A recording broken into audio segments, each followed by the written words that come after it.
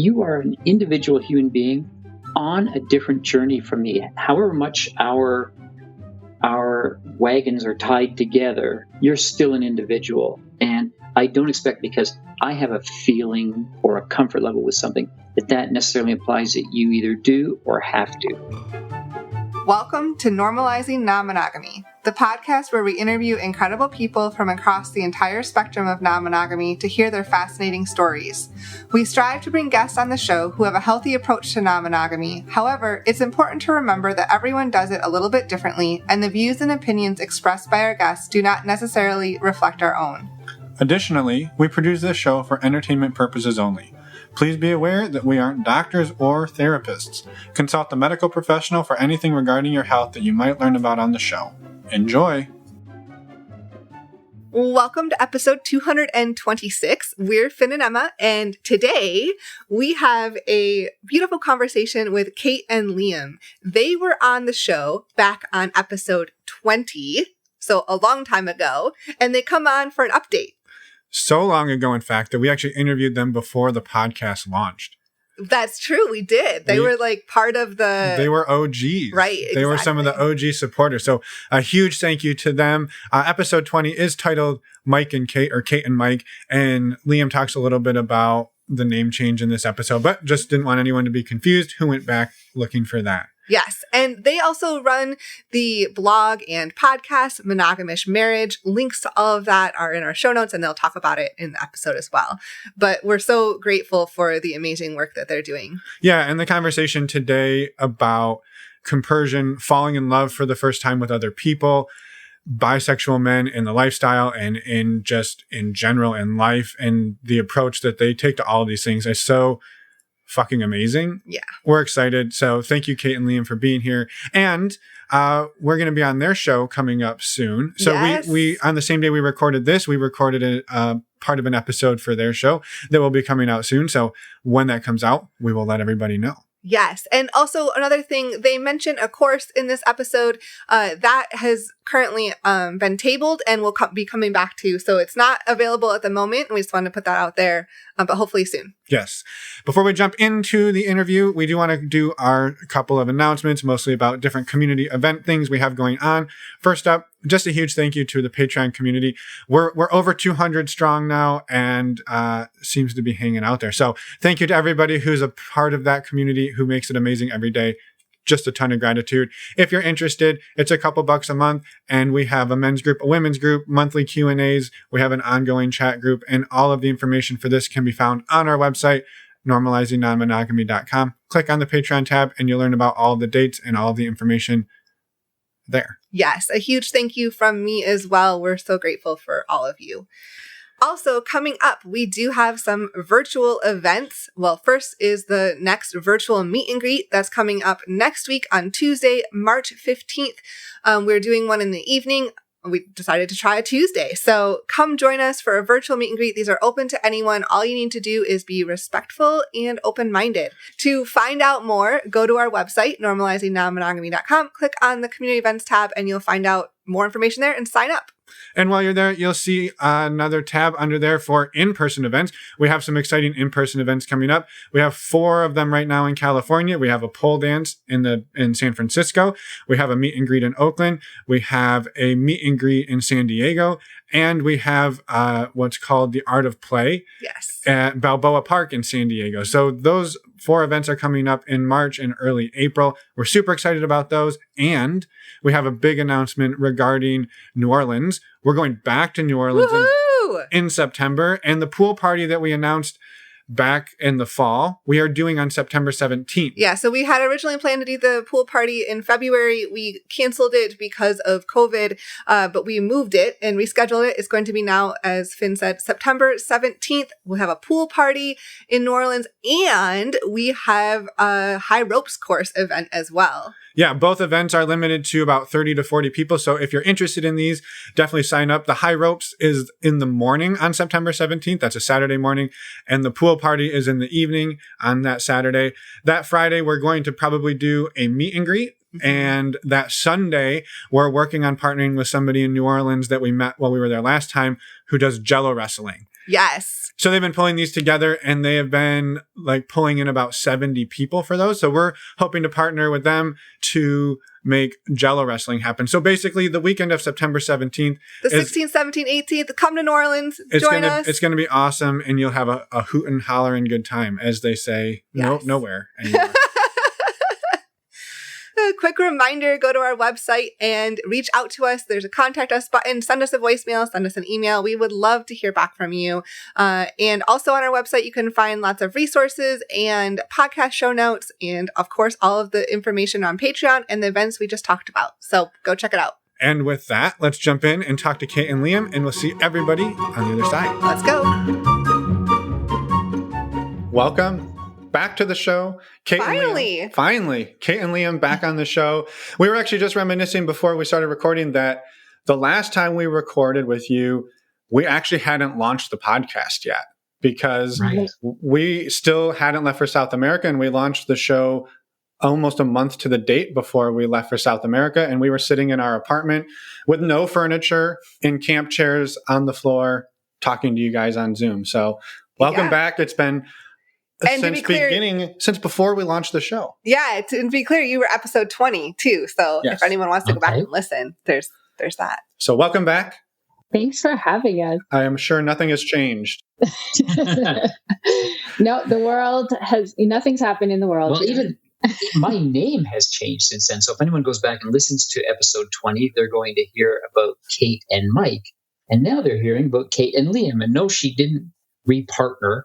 I was just using my middle name then, and now I go by Liam. Perfect. Well, welcome, Liam. Thank you. And thanks for the clarification. Yes, thank you for that. And we will make sure to make note of that as well. So, do you mind introducing yourselves for anybody who's not familiar with who you two are and who didn't listen to episode 20 3.5 years ago? Or may not remember episode 20. We are Kate and Liam, and we've been writing the Monogamish marriage blog since late 2015. Right. And we just recently launched the Monogamish marriage podcast. And we've been in the lifestyle for 10 years from the very beginning of our relationship. Even before we knew what the word lifestyle referred to.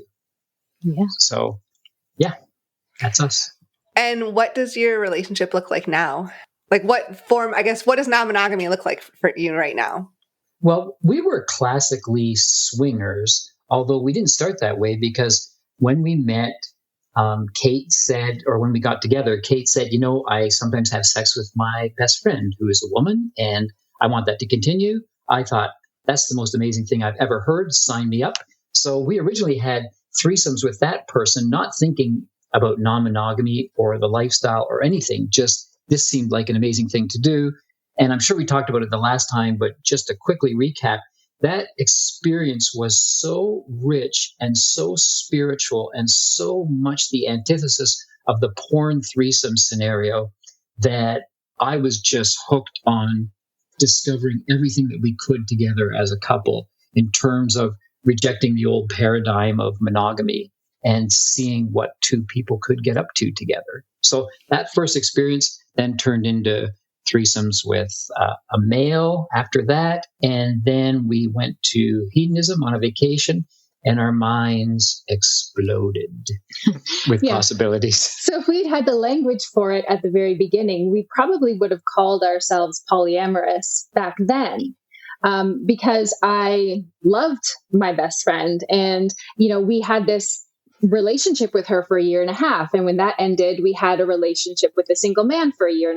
So these were not one-off kind of, down to fuck situations. These were real relationships with people we really cared about and had long-term connections with. But we didn't know what to call it back then. So, in our Google searching for what is this and how can we get more of it, we encountered the swinger community and kind of identified with that group. Although we've never been, swingers in the worst stereotypical sense of the word. We're not like looking to put more notches on our belts. We really want to have connected, caring relationships with the people we share our lives and our bodies with. So, Yeah. And I appreciate that. And I think maybe to sort of emphasize that, if you're comfortable talking about it, like you mentioned, Liam, that your first threesome experiences with Kate's best friend were the antithesis to what you see in porn. And so I maybe like talking about like the lead up to that first experience where you're probably like, holy cow, this is actually going to happen. And then when it happens, like how it did play out versus, and you don't need to go into all the graphic details, but maybe just like the difference, like what made it so antithetical to the experiences that you were maybe assuming were going to happen. Well, I can give your listeners a snapshot, and that is we're at a house I was renting at the time. Kate is in the bathtub with her friend Melissa. They're talking about body image and in particular body hair and their struggles with it. And I'm sitting on the closed toilet seat beside them, having this conversation, looking at two beautiful naked women talking in a very vulnerable way about their insecurities and, adding in when I could, but doing a lot of listening. And then I don't even know how that transitioned into sex. You probably start touching in the bathtub, and then we're on the bed, and then Melissa just goes to dance by herself because that's what she does. She's a hippie. And then she comes back, and then, it just flowed from there. But it started in a kind of authentic exchange between three people two of whom were nude at that point. But that was almost like a side note to what was really going on if you could somehow measure the energy in the room. Right. And it sounds like that's sort of the type of energy that you two took forward then as you started to like maybe be, not that you weren't intentional about this, but seek out further experiences as you move forward. Yeah, that became a non-negotiable for us. Like, we're just not interested. We don't have anything against it. It's just not us to have what Kate referred to as like a DTF, down to fuck situation. Sounds awesome, just doesn't happen to be who we are. Yeah, and we've definitely had casual sex with people we've maybe only physically connected with one time. But those are people that we've maintained, friendships with and connections with, and really felt in the moment like these are people we care about and deeply respect. And even if this never happens again physically, we want to make sure that they feel cared for and respected. And so that's been a big priority for us from the beginning. Mm-hmm. Yeah. And I think like moving through like the time that we talked to you 3.5, 4 years ago, you were still sort of under the moniker of like Monogamish. And we talked about that in the last episode and how like you shared a lot of experiences you've had. And I think my comment was something to the effect of like, well, it sounds a little more than Monogamish, but you kind of talked about that in the context of your own relationship. And I'm just curious, like how has that maybe evolved since then? Or is it still do you still sort of feel that it's the same sort of dynamic, or like how has the relationship sort of changed over the last 4 years since we last talked? Yeah. A lot of questions in one there. I was going to say that was a lot. Which one do I answer first? So I guess when we started out and, named our blog, that was before we even started having sex with other people. We were just, other than those threesomes, we were just exploring, what is there beyond monogamy, and the hierarchical structure of Liam being, my one and only love was very much alive then. And I think it still is now.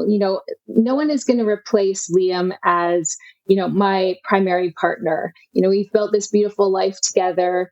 And I don't imagine there's anyone who could disrupt that. So everything we do launches from that foundation. And so we have been, at least for the majority of our journey, kind of emotionally monogamous. So we have these deep friendships, real connections with the people we sleep with. But up until very recently, Liam is the only one I've said, I love you to. So that has been a constant for the majority of our 10 years together. Yeah, if a video crew was following us around 24/7, they would say, this is a very successful monogamous relationship, except that we're not monogamous. Right. Right. So on the outside, it kind of appears monogamous, but when you peer behind the curtain a little bit, it's not. Right. And so saying I love you to somebody else sounds like a very big transition or a big shift. How did you two build to that point, and what does that look like? Because that's, again, that is a big thing. That's something that we've experienced since we last talked as well. And so we know what's behind that. And how has that gone for you two? Yeah. It's been an interesting kind of unplanned journey, with the exception of the beginning. So last February, we were talking about what's our sexual bucket list. So we were trying to write a bucket list blog post. And in the process of writing that, I said, and maybe thought consciously for the first time, something that became a really powerful image for me. And I said, I'd like to have the kind of relationship I had at the beginning of this with my best friend. So someone I really care for and love, someone I can have sex with, but also go out on dates with, go to raves with, go to gallery openings with. I want to have a relationship with a woman. And that's where we started. And I had never been able to recapture that same kind of feminine energy since. And I realized it's something that I would really like to have. Yeah. And I also realized that was something I really wanted her to have. So everything about the idea, rather than being something I had to acclimatize to, immediately, without thinking it through, struck me as, yes, what can we do to make that happen? What website can I sign you up to? Which didn't turn out to be necessary at all, because real life intervened quite conveniently. But I just, in my heart, I thought the image of her in cottage country, walking hand in hand at a farmer's market with a woman she loves, I like everything about that. Not from a compersion standpoint even, but just a greedy, that fills me with pleasure, that idea. So I think that's what compersion is. Yeah, I guess so. But I just want to get past it. It wasn't about me digging deep and finding a special level of generosity inside. It was really about my instinct was, this is great for me. Her having that kind of relationship would be great for me. Mm-hmm. So once I was able to visualize and express that, of course, it just walked into my life. I think, these things kind of work that way, where you kind of open the door to something and in walks the thing you are looking for that you might not otherwise have recognized before you had this vision of what you wanted. Right. But interestingly, this person walked into your life and right through your life without any attention. You had to see her a second time in order to realize what the universe had put right in front of you. Right. And yeah, I can hear all the people listening going, wow, that sounds so hard. You had to see her twice. Yeah, that's such a challenge that I can't imagine the struggle of that. So I'm just giving you a hard time, because we hear from so many people who are like, yeah, we're open to this, but we've tried and we can't find people that we click with, and we're on all the different apps and we can't match with anybody, and it's so difficult. And you're like, well, we had to meet twice and it was a struggle. Well, one thing I really believe in, especially in this world, is not forcing anything. So I didn't try to find someone. Liam really wanted to get me on Field or some sort of website where I could go actively search for this woman. And I said, I don't want it to happen that way. I don't want to go shopping for a woman. I want to meet someone and have an authentic, organic experience. And then just being open to that, allowed it to happen, I think. So we're talking in somewhat veiled terms, but it's not a secret, about April from Naughty Gym. And so anyone who has seen the Naughty Gym accounts on Twitter or Instagram knows April is gorgeous, right? She's so beautiful. And so we first met them in May at Podcastapalooza in Miami. And as so often happens with women, I saw this other gorgeous woman and thought, oh, she's scary. she's intimidating because she's so beautiful. And her husband, Scott, is like built and also gorgeous. And so we just said a pleasant, casual hello to them. But both of us, I think, felt a tiny bit intimidated by them. And we didn't really connect on that trip. Thankfully, though, there was another trip a month later. So we met up again at Room 77, their takeover in Antigua. And that's where, after, again, a week of kind of just saying pleasant hellos in the pool, the last night there, we finally hooked up. We had a sixsome with them and another couple. We had a lunch first that I think was important. Okay. You want to talk about the lunch? Well, just to say that we had, I think, another one of those moments of spiritual connection. Like these people who I might have thought as kind of one-dimensionally fitness-oriented people because they own a gym and they're super fit, revealed just layer after layer after layer after layer of depth. And it was startling, actually. I think I said it during the lunch. I just did not see this coming. I did not see you being those people. And you'd think by this stage in life, I would be used to not judging the book by the cover, but that's exactly what I had done. And our eyes were open to how amazing they were. And then there was a sexual get together that night, and that was transformative. Yeah. So it was one of those kind of magical chemistry, electricity moments where, I've had sex with lots of attractive women before, but with her, there was something intangible that was so different. And we both felt kind of like physically dizzy after, like disoriented by what had just happened. And after that one experience, we started chatting, and she said, I've never had anything like that happen before. And I hadn't either. And so we agreed to meet a couple weeks later, again at Naughty in New Orleans. And that just solidified the connection. That one time that we thought, this is too crazy to be real, was actually real, it turned out. And so, so we connected again at New Orleans so well that they just spent a week at our house. So they're from Alabama. They traveled to chilly Toronto to spend New Year's with us.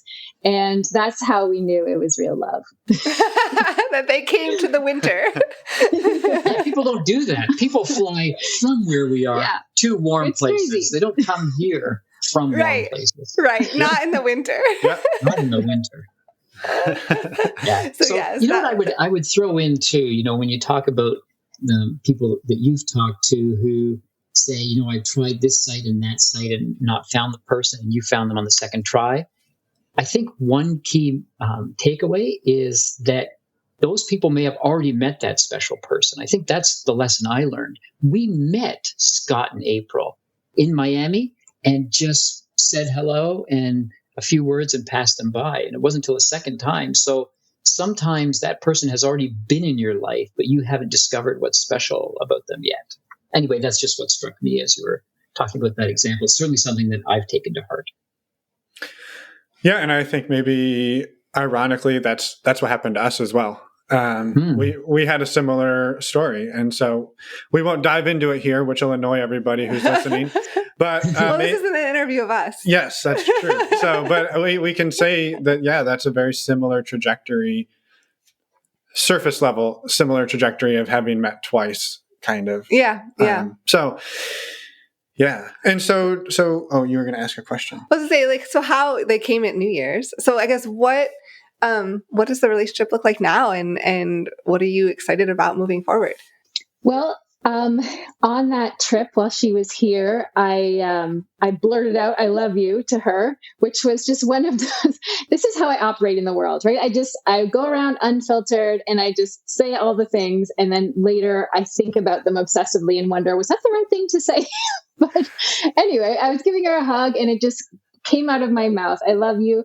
And there was an instant rewind, reel it in. What did you say? It's too early to say that.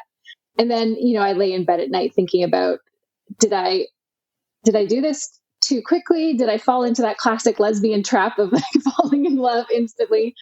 But I realized that in a situation like this, what would normally be a very scary thing to admit. So to say that I love you, it's easier now in this kind of poly arrangement because it doesn't really change anything about how we live our lives. So in the vanilla world, if I say I love you, there are all kinds of weighty expectations that come along with that, right? So what does this mean now? Are we exclusive? Are we moving in together? Are we getting married? Are we having children? Like, are we committing to our lives together?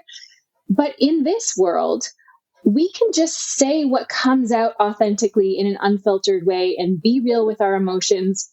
And it doesn't carry the same kind of weightiness. I mean, it's real. Those emotions are real. But it doesn't mean that she has to drop her life in Alabama and break up her marriage and, throw her kids' lives into, confusion. It just means that I can be real with her without worrying about what does this mean or where is this going to take us or what's the next step. I can just say, you know what, right now, hugging you, feeling your face pressed against my face, I love you. And I don't know what that means. It doesn't have to even mean that anything changes. I can just say how I'm feeling and not feel as afraid because I still have my life with Liam. And I still have the stability of our marriage and our home and our 10 years together. So it's kind of freeing. Like I can just be real and say what I'm feeling and not worry about the consequences as much as I might in a different situation.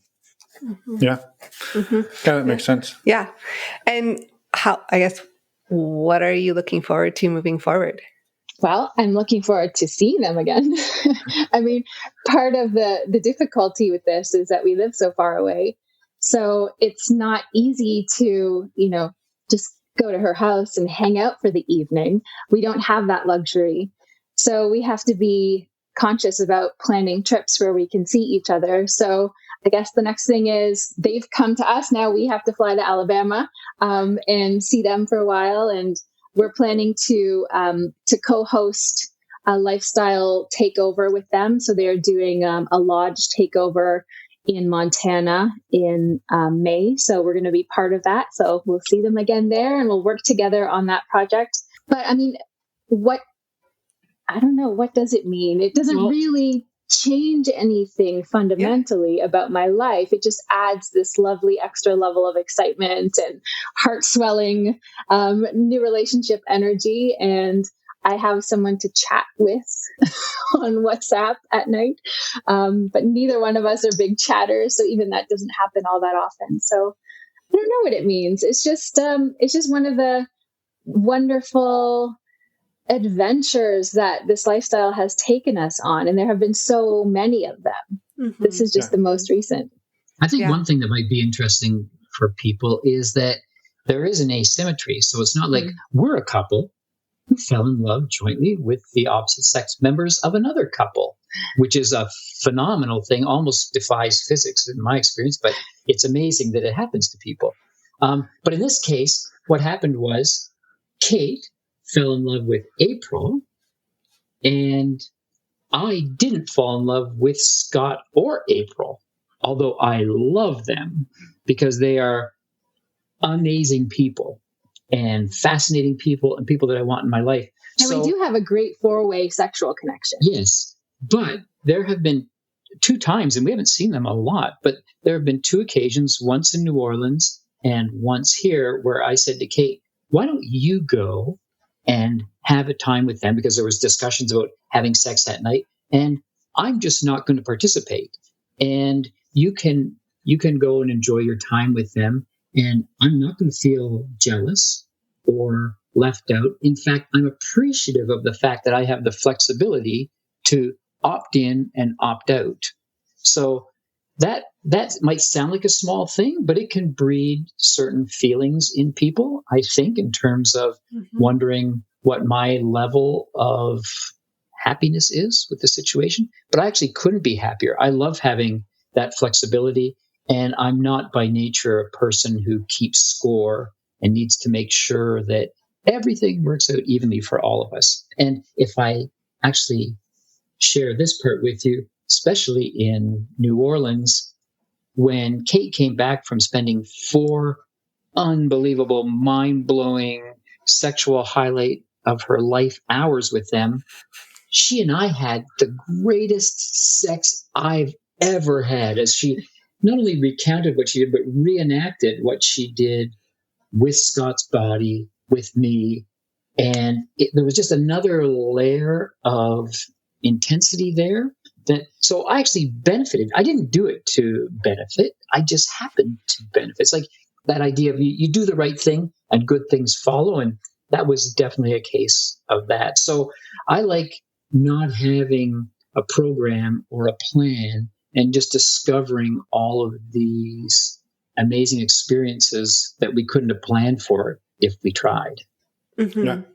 Yeah. And I appreciate that. And you kind of touched on some things that I was going to ask about, but I think maybe still worth having a conversation on them is the asymmetry, especially around NRE and I think like we experienced it together, like at the same time, because we did fall into that physics defying relationship with another couple. Yeah. And so we were going through the NRE at the same time. And so maybe I'm up late texting. Well, she's also up late texting. And so there's not one of us sitting around twiddling our thumbs like, well, hey, remember when we used to talk now and now you're talking to somebody else? And so I think like maybe it's like kind of a couple part question. The first is like, have you guys come up against like jealousy or difficult emotions like that leading up to this point? And since you've hit this point of like going deeper and a stronger connection, has that come up since then? Well, we had an interesting situation, which is actually going to be the subject of our next blog post, where we had the classic unicorn experience in the lifestyle. So 2 girls, a single girl plus Kate plus me, back in November, I think it was. And it was fantastic. She was a much younger woman, but we had met her. Someone else had invited her to one of our parties, and we both struck up a rapport with her kind of instantaneously. So we invited her to the house. That went really well. Then she and I interacted a bit online, and I said to Kate, you know what? I would like to go on a date with Tanya sometime. I think that could be really exciting for Actually, me. I'm the one who suggested it first. Well, I forget that you suggested it because then you ended up being the one who had a problem with it. I had a problem with the parameters of it. But okay. Well, share the parameters that were a problem for you. Well, so they had a great sexual connection, and Liam had wanted to take some photographs of her, and we just didn't get around to doing it that night. So I said, well, maybe you could go and take some photos, and have, a sexual time with her alone. So I was okay with that. Those parameters were all right with me. But then he extended it to, we should get a hotel room and stay over together. And I was like, hold on again. Again, the breaks in my mind. Because as soon as he crossed the line from sex to I'm going to sleep in the same bed with her, all of a sudden my jealousy rose up and I was like, wait. That sounds way more intimate than I'm comfortable with. Like, you can fuck her all you want, but you cannot sleep in the same bed and snuggle with that girl. So it's funny what brings up jealousy in this world, right? The things that you would think from the outset, like actually seeing him put his cock in her, I'm happy for that. I'm celebratory of that, right? But thinking about him snuggling with her, that really makes me feel insecure. So it was interesting that, Liam is so generous and so not jealous that, he can let me fall in love with April and be giddy about that. And, but as soon as he suggests that maybe he would like a little reciprocity, I'm like, no, you can't do that. Yeah, which brought up something really important to me, which is I think reciprocity is a big problem, or the expectation of reciprocity in the lifestyle. Like I'm secretly keeping tab of all the amazing things she's done, because guess who gets to cash them in eventually on an amazing experience for himself? And I just think that's wrong. Anything I've agreed to with Kate is on its own merits and not because of anything it might imply about a future benefit to me. So this was a case. So I was, and when we talked it through, eventually I realized, what would I be doing sleeping with Tanya? I barely sleep with you. We're in a king size bed. We're about 3 feet apart every moment of the night. I don't sleep with any, I barely sleep with you, except that we happen to be in the same room. So I thought, yeah, I'm not going to do that with Tanya. But it was just interesting as a thought experiment, and the ideas and feelings that it brought up in the two of us, I think, were very interesting. And the conversation was great. Of course, that's not really the question Finn asked. So he was asking about, have there been any problems or jealousy in this journey of me falling in love with April and you not having the same journey at the same time? How have you felt about that? Can I interrupt though and ask a question about reciprocity? And I think maybe it does sort of lead into this, which is, because you bring up a really good point there. Yeah, it's a great point. But now I'm curious, like after that experience, Liam, did that then impact maybe your compersion or your level of like, I don't know, the willingness to allow is a horrible phrase, but like your compersion, your excitement for her to go and do the things that she had maybe a problem with you doing, where you weren't doing them originally to get that out of the experience. But now you can look back and be like, well, it wasn't okay for me, but I'm still okay with it for you. Or did that start to then like, I mean, like breed some resentment? Any negative feelings around Kate going now that you weren't able to do what you wanted to do? No, because I really saw that as a test of the idea. So it's one thing to say, hey, I'm judging your opportunity on its own merits, and I'm not going to keep score. Now I have a chance to prove that I'm really not going to keep score.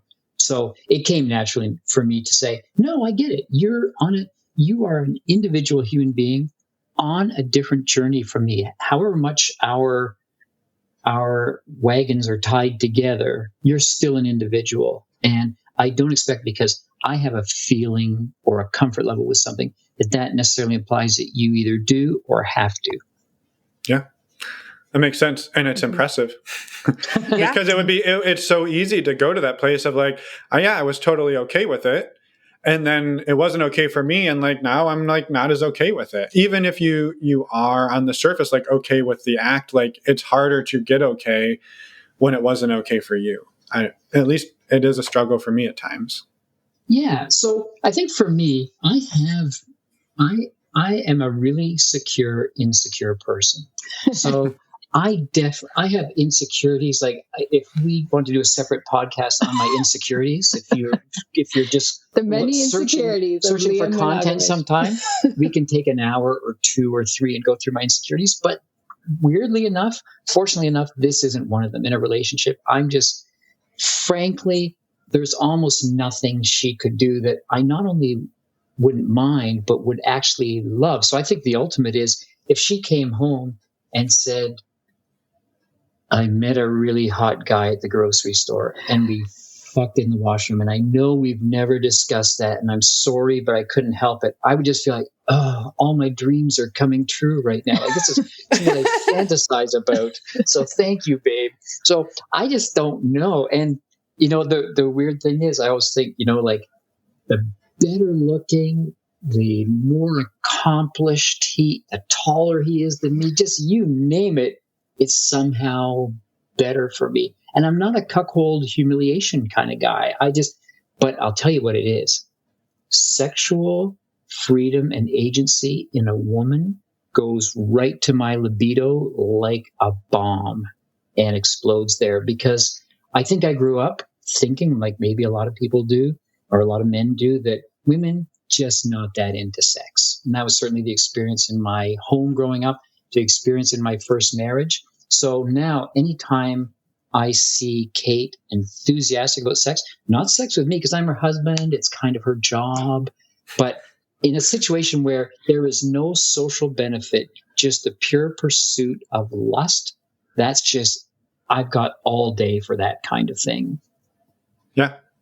And so do you think and maybe I would assume, knowing you, that you've had this thought experiment go through your head, if April were a guy, would you have the same level of... That was going to be my question too. Compersion, like, yeah, I'm all for it. She's in love with another guy now. Or would that be a different level of challenge. Yeah. You know, Well, I mean, I said to him at the time, if Tanya was a man, I think I would be okay with this. But because she's a gorgeous 28-year-old woman, I'm feeling my own shit about that. So, so definitely on my side, I think the feeling would have been different if Liam said, I want to go on this date with a man and have this whole experience. But sorry, go ahead, answer the question. Anytime I hear about a situation where there are two men and a woman, I am immediately turned on, like to the point where I just hearing their story, I get hard in a way that I don't if I'm looking at porn trying to get turned on. So there's something about that scenario that just appeals to me, and I think it relates to what I said earlier. So I think if he had been a guy, and again he had been several things that I'm not, I would have loved it. I think I would have been equally enthusiastic. Of course, you don't really know till you're in the situation, but my intuition is that's something that I would have been equally happy about. Yeah. No, I appreciate it. And like you said, it's not something you can know until you're in it, but to think through it, like you can kind of think through that. And what does your body do? Does your heart start rate? Like, right. You can kind of think through that. And obviously Kate kind of was able to think like, oh yeah, it's different for me if it was a man versus a woman. So yeah, I appreciate that. And I just want to add too, that none of this is to my credit. Like, these are innate feelings. I didn't work very hard in therapy to overcome feelings of possessiveness and jealousy, and came out on the other side a very compersive individual. This is just me waking up in the morning. That's somehow who I am. Whereas I am full of insecurities and, just went through my whole life feeling like I have nothing to offer. I don't know why people would ever like me. I am just deeply unhappy with my body and how I look. And so for me, I feel like I've got a lot more, stuff to push through in this life. My own insecurities, my own inner critic is just so strong and just never turns off. And so that definitely comes into play when we're talking about my jealousies, because when I think of him sleeping with this woman who, again, 28 years old, like national level sprinter with an ass to show for it, I feel insecure about, well, how does my body match up? And, I'm 45. I'm looking okay for 45, but I'm still like not this girl. So my insecurities are a huge part of the reservations I have. And it's nothing to do with Liam. Like he's done nothing but prove to me over the past 10 years that he loves me and is going to come home to me, and, nothing's going to disrupt that. So, as people have said in so many different platforms, jealousy is just a signal to you about where your weak points are, where your areas for improvement are. So it has nothing to do with him and everything to do with my own shit, which I'm still working to get over. Can I add something else about the age thing particularly? How old was the woman who sent me to the moon with arousal when we were at Hedo? She was like 70. I think she was 64. She thinks she was 70, so we've sawed off at 67.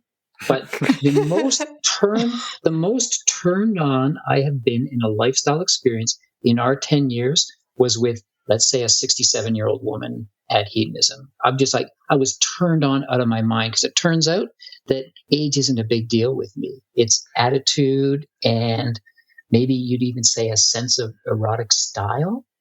And when those things are right, it actually doesn't matter. So maybe that's why the 28-year-old, I don't think, wow, I'm going to be with a 28-year-old. It's just like, oh, she's a really great person. And Tanya is a really great person. But the fact that she's 28 and has the ass of a national level sprinter is kind of like, okay, that's kind of nice to have. That's something worth talking about. But it is not the central issue for me at all.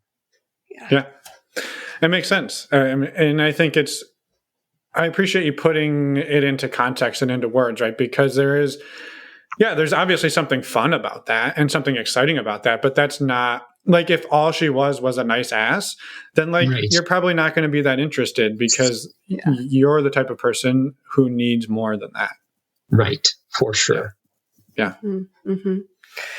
One thing I wanted to give you both the opportunity to talk about is a shift in your sexuality over the last few years and your exploration in that. Right. Yeah. So we wrote an article about male bisexuality in the lifestyle called "The Lifestyle Has a Big BI and then G in brackets problem." So the lifestyle has a bi problem. And the bi That problem. was 5 years ago, I think. Yeah, I think so. So the bi problem was that it's super cool for women to be bi. In fact, it's more than super cool. It's expected. And as for the men, though, they all happen to be 110% straight. Isn't that fascinating how that played out mathematically? So, so that just struck me as wrong. And I was thinking at the time about, really wanting to experience everything there was in life to offer. And I can imagine, I don't know when the time would be, 30, 40 years ago, female bisexuality wasn't very common because it just wasn't in the media the way it is today. And so, but that changed. And now it's a fulfilling part of a lot of women's lives, certainly the woman that I'm closest to. It's a big part of her life. And I thought, imagine me, I get to 80 years old. Now every guy's bi. They're just sucking cocks left, right, and center and loving it. And I feel like, I was around hundreds of cocks in my time. Why did I never do that? Because I was held back by the schoolyard taunts that I was socialized with to never be called a fag, to never be called gay. So it was like a thought experiment where I said, I've got to just be open, because if I wait for my natural lust to guide me, that may never happen because that lust might have been socialized out of me, but I'm going to be open to it happening. And so I remember the first time I sucked a cock, it was just like, there it is. He actually was on a website and said he was bi, one of the few at the time. So I'm just going to do this. So I just did it. So there was no lust, there was no joy in it, but a sense of I'm breaking down a barrier that was there. And so I started talking about it more, and then people started to come out of the closet, so to speak, to say, oh, by the way, we don't say this on our profile, but I'm bi, or I'm open to that thing that you mentioned on your profile, because they can't actually name it themselves. And so I just step by step became more open to it. And then this year has been a big transformation, because now the lust part is there. Now I'm here to tell your listeners, I love it. It's fantastic. And so it gives some people trouble when they think, oh, well, we spent years trying to say, you are who you are sexually, and that can't change. So don't try to talk people out of being gay, which I certainly agree with, like 1,000%. But I also believe that certain experiences or opennesses, if I can say that, can be cultivated. And so that's what I did. I decided to cultivate a particular kind of attraction. And I'm here to say it actually worked, because now it's a big part of how we relate to other couples. Mm-hmm. Well, it's almost like you had to work through that shame and let go of the societal shame, personal shame, and that took some time. Yes, it definitely did. It was a journey. Mm-hmm. Well, and to your point, right? Like, what if that lust was socialized out of you, right? And maybe just to kind of point out that, like, I don't like the phrase "fake it till you make it." Like, kind of came to mind. Like, you tried it, then you tried it again, then you tried it again, and like it finally started to be something you were interested in. And I don't know that maybe like you can teach yourself to be bisexual. I really don't know. I'm just like, but maybe perhaps what you thought had happened is it was sort of socialized out of you, and you just locked it away. And like you said, some of the people you were talking to couldn't even say what it was. Like, right. Hey, we're interested that's how much shame is built up. Exactly. Yeah, we're interested in that thing. Like, well, what thing? The thing. Like, I don't know what thing you're talking about. Like, I know, I could have made it very hard on them for sure, but I didn't. I'm a kind of a gentle person, so I said, I hear you. I get what you're saying. But now it's interesting that so now we're way more out about it. We did a podcast on the subject, and we did a seminar at Podcastapalooza. in Dallas in November, and it was very well attended. Now we can't find a non-bi guy. So we were hooking up with a couple at Hedonism just before Christmas. And he was as straight as the day is long, you would think, except we had one of those conversations on the way to the playroom. Hey, by the way, just so you know, in fact, I might have even been between the woman and you. Maybe he didn't even say it to me. It kind of came through circuitous. Anyway, he seemed to have a great time. And our friends who, some of whom I would have thought of as the straightest men that you've ever want to meet. Well, men who had in the past kind of made fun of other men who, would touch each other at parties. Well, not made fun, but would act like shocked, like, what is going on? So yeah, like it would be one of those things to whisper about, like, can you believe at the last party he touched him? So these guys have quietly come out to us. And, at different places, different stories have emerged. And it's interesting to see that these men who you would guess would be, who would have a problem with it just based on how they've talked about it in the past, really want it. And now that they have this outlet where they feel like here's a receptive audience, they can talk about what they want. And one of the men, you tell the story about the weight lifted. Yeah. So one friend in particular, who's the one that Kate was referring to, who said, can you believe like Colin was actually giving another guy oral at this party that we hadn't been at? So, okay, that's interesting. So I'm well along on my bi journey. So I'm thinking, that's great. Remind me to like check out Colin the next time.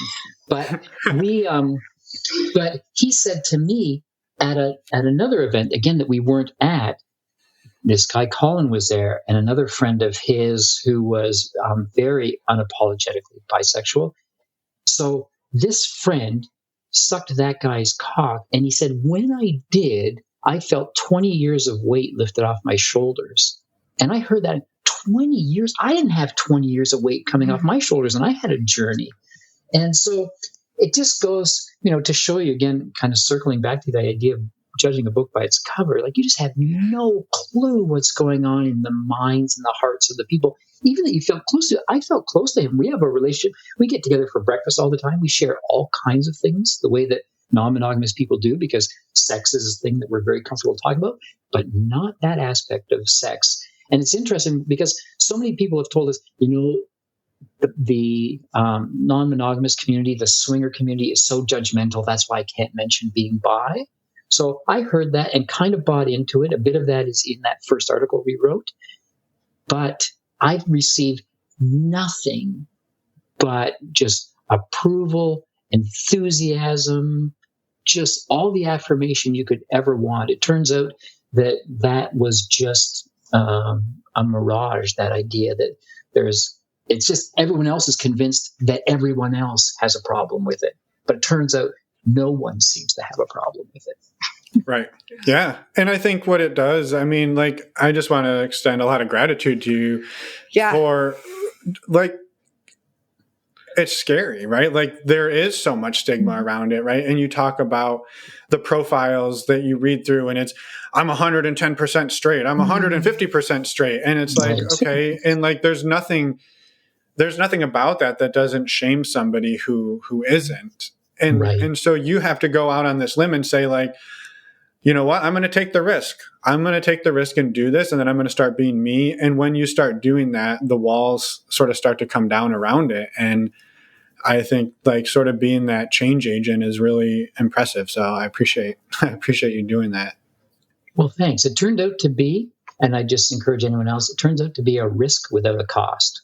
So there just was nothing there on the other side. So I would encourage anyone who's kind of thinking in that direction, or about their own thing, which doesn't have to be bisexuality, but is something else that they feel like people won't approve of. It's a remarkable community. And as long as, it's ethical and consensual, then you're going to find people, I think, very supportive. Certainly that's been the case for me. Well, it's a good litmus test of the people you're thinking about spending time with too, right? So if we hardly ever go online to look for people anymore, but if I see a profile that says I'm 110% straight, I'm just going to keep scrolling. I don't want to spend time with that person. So for us, it's been really nice to have that confirmed that all the people in our lives who have been there for a long time, who we thought were straight, who maybe even talked in slightly derogatory ways about people who weren't, turns out all of them, like 100% of them, are open to this. So even before we were using this as one of the measures of what kind of people we wanted to spend time with, that openness was there in the friends we already had. Right. So it's just it's an easy way to weed out the people who are more closed than we want to spend time with, right? Yeah. And I'm just curious, and more for laughs than anything, what percentage of the 110% straight guys do you think are actually straight? Oh, probably 85%. Are actually straight? No. Yeah. No, like maybe like 15%. Yeah, I don't know.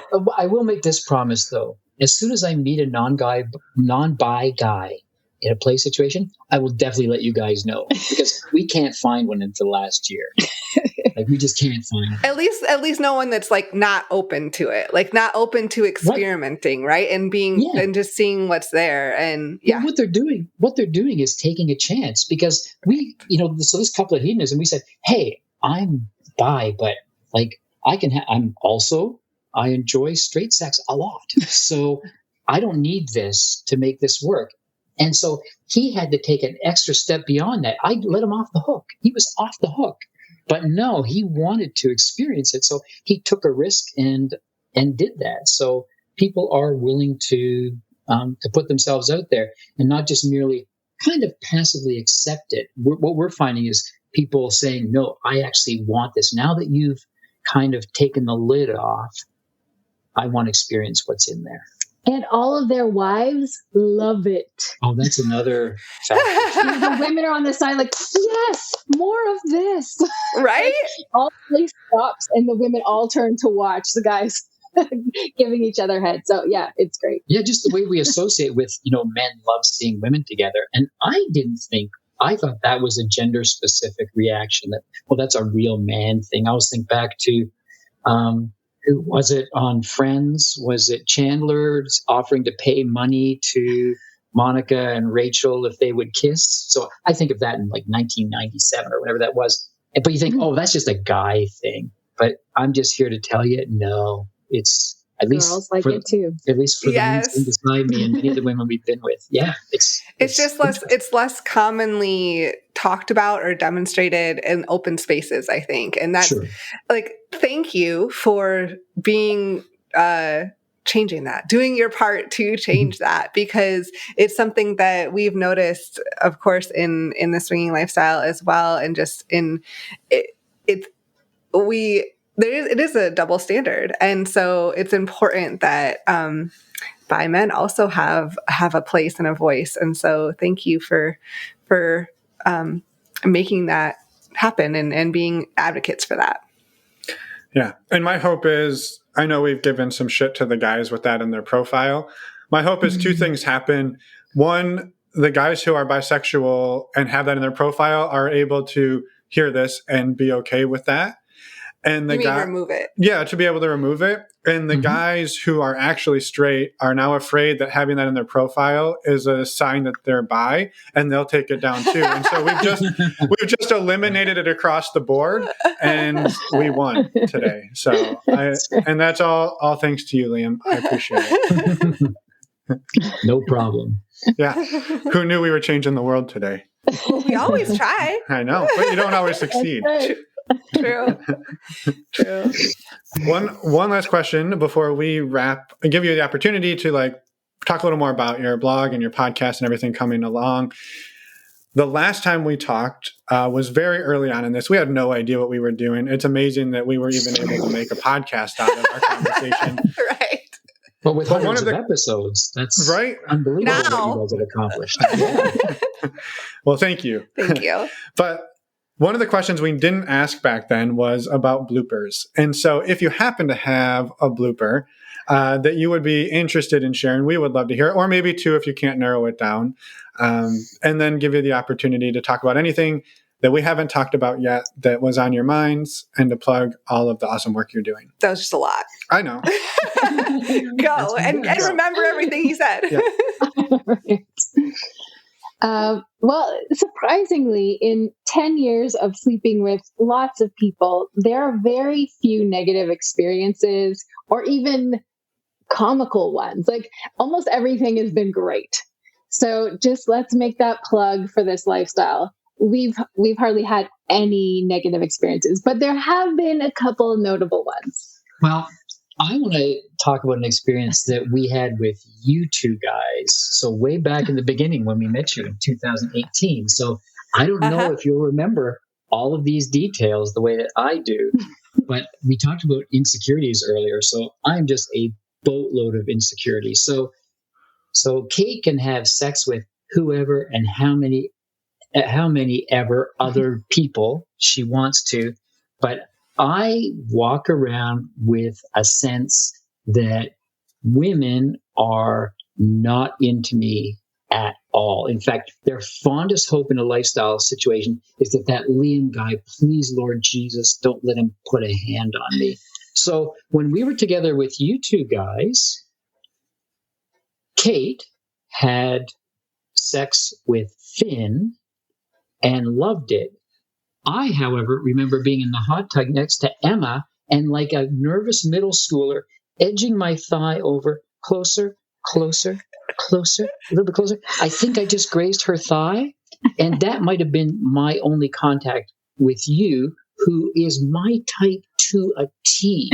Everything about you turns me on. I could not touch you because I just had it so in my mind that you would go, oh, please, like, make this end as fast as possible. And I can tell you, it's only in the last couple of months I have begun to think that, oh, maybe my attention would actually be welcomed by a woman. So that's not a blooper per se, but I look back with kind of some embarrassment on that situation with you and with other people. And it's partly thinking, oh, does that woman think, oh, he's not attracted to me, when the total opposite is true? It just turns out I needed a gilded invitation, preferably signed off by a notary public, that my attention would be warranted. So, so that's what comes to mind. Like, in a way, my lifestyle experience has been a string of bloopers, much like the situation I just described. Yeah. And I just want to comment real quick. I am naturally very shy. And so I remember being in the hot tub as well, and like just all of the same thoughts going through my head. And so then it's like, it doesn't go anywhere because we're both thinking the same thing and very nervous and shy. But I remember I had a great evening anyway. Like, I had so much fun with you. So, but yeah, it's funny when you have those stories in your head. And and I'm rarely in a situation like this where I actually get to look at the person and tell them what was really going on in my head, because usually these things just happen and they're left to conclude whatever. And I don't mean to come across like I've never had great sexual experiences with women. I've had some great ones, but I've had many, like the situation with you, Emma, where I can't get past my suspicion that you really aren't interested in me, even though you did everything right. You were just like your friendly, charming, beautiful self that whole time we were together. Well, that's not the blooper I was thinking of. That wasn't a blooper. Well, thank you for sharing, Liam. I do want to say that. I really appreciate you sharing that. And it's I have very fond memories of that, of meeting you two and that night together. So yeah. Well, just to end on a slightly lighter note, there was a time at a party where Liam was having one of those rare successes with a woman, and we were on a big bed and he was on top fucking her, and he felt something on his ass, and her husband had come along and emptied like an entire squeeze bottle of lube on Liam's ass. And the man was drunk, and we don't know exactly what his plan was, but it put a bit of a wrench in the works. It's a little distracting. Well, and he had lube in one of those like ketchup type dispenser bottles. So if you can picture that, and he was 8 feet away when he squirted on the ass. He just walking by and went squish, and this thing arced across the room and landed on my ass. So, That's amazing. And very distracting and takes you out of that moment. I think the move is you reach back. Right. You reach back and you wipe it all up and then you just use it to keep going. I think that's the move. That's a pro move, right? That would have been a James Bond move. Yeah, I did not have that in my repertoire, but next time I'm now ready. So thank you. I think the James Bond move would have been to catch it as he squirted it. Yes. And just straight, like you thought you were going to get me, but you didn't. Yes. You got the eyes in the back of your head thing going on. You just got to know. So I hope your listeners appreciate what an educational service you offer them. I imagine you just throw down like pro tips like this all the time on the Normalizing Non-Monogamy podcast. So we're just getting a glimpse of it now. It's awesome. Yeah, if only I were capable of executing any of them. They're all just this fantasy world I live in where we try, but well, those who can do and those who can't, you know how that ends. We just talk about it. We tell other people, do as I say, not as I do, right? Yeah. Wow. Okay, so thank you. You asked, sorry. Yeah. No? You asked about other things that we have going on. Yeah. So, yes. We'd love to hear. We do our blog, which was what started it all in 2015. And we've written now 96 articles, I think, over the years, all kind of long form articles. We put a lot of sweat and tears into each one of those, and sometimes conflict between the two of us. We started the podcast, so now we're 7 episodes into that. It started just in September 2021, and we're very excited about it. And then we have coming up in February the launch of a video training course. So that is going to be a big step for us because our faces are going to be out there in a way that they have not been in the past. But we really feel compelled to let people know about this life we've lived and that it's a possibility. So I talked about the idea of being 80 years old and finding out, oh, now everyone's bi and I somehow missed the boat. And I think through to other people that the chance that they would get to 80 years old and find out that there was a completely different way to organize their romantic lives, that they didn't have to say, oh, it's a trade-off. You either take security or sexual freedom, but you can't have both. So because we've lived it, we want to let other people know about it. And a course seems to be the best way to do that. So we're very excited about it. You can also find us on social media at Monogamish1 on Twitter, The Monogamish Marriage on Instagram, and Liam_versus_time on Instagram, where Liam gets really vulnerable and open and shows his face and his ass and all the things. So all the things Instagram will let me show. Yeah. Right. Right. And links to everything you just mentioned are in the show notes, so people can find those and they don't have to try to madly write those down while they're driving. Right. So, yeah, thank you. You go ahead. I would say thank you both for sharing everything that you did today and for an update on. And it's been 3.5 years. That's quite some time, and it's exciting. And a lot's changed. It's exciting to hear all about it. So thank you very much for sharing and for all of the amazing work that you are doing as well. Yeah. Now I want to say one thing in closing too. There are only 3 podcasts that we are Patreon supporters of. And Normalizing Non-Monogamy is one of them. We so believe, we love you as people, but we so believe in what you're doing, and we're happy to support that and happy for people to know that. Well, thank you. Yeah, thank you very much. Incredibly kind. And I think we just can't overstate the value that support is for us. So yeah thank you both. Right. And have a fantastic afternoon, evening. I forgot what time it is. It's evening here. We're in the same. We're in the same time zone. So have a wonderful evening, and we will talk soon. Thanks, guys. Thank you. Bye. Thank you. And we're back. A huge thank you again to Kate and Liam for being vulnerable with us and sharing your story. We loved the conversation, and we hope all of you did as well. Just a quick reminder, go check out their work, Monogamish, the Monogamish Marriage blog and podcast. Links are in the show notes. go check it out. It's amazing as well. Yeah. Thank you, Kate and Liam, for all of your work, for coming on, and for supporting our work from the very, very beginning before we were even a real podcast. So, I know. Thank you. Thank you. Thank you. And yeah, as Emma said, go check out their amazing writing and their work as well. A quick reminder, go to our website, normalizingnonmonogamy.com. There you will find podcast show notes, including links to the Monogamish marriage, and you will find community events. You can sign up for our virtual events, virtual meet and greets, or our in-person events in California, or now in September in New Orleans.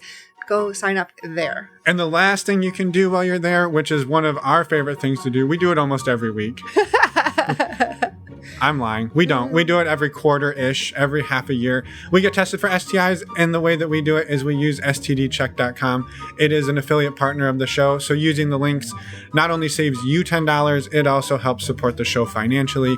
So we are very grateful and appreciative of that.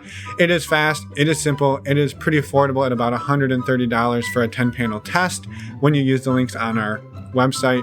And it's our favorite way to get tested, and we've gotten feedback from many other people that it is their favorite way as well. So check that out. Thank you in advance for being awesome sexual health advocates and for supporting the show. Yes, thank you.